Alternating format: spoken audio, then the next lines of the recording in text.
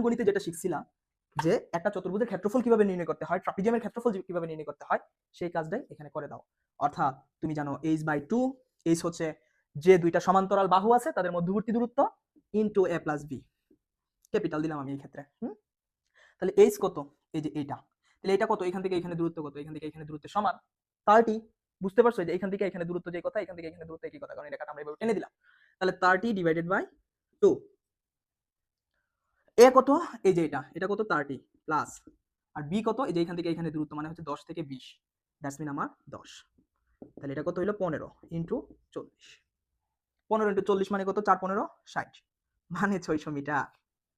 এটা কিন্তু metre square হয়, আমি যেহেতু ক্ষেত্রফল বের করছি। তো আমি কি বলছি, এক্স অ্যাক্সিস বরাবর যদি সময় থাকে, ওয়াই অ্যাক্সিস বরাবর যদি বেগ থাকে, এই সময় এবং বেগের দ্বারা যদি এক্স অ্যাক্সিস এবং ওয়াই অ্যাক্সিসের মধ্যে একটা ক্ষেত্র তৈরি হয়, ওই ক্ষেত্রফল হবে, ওই ক্ষেত্রের ক্ষেত্রফল হবে ওই গাড়িটা দ্বারা অতিক্রান্ত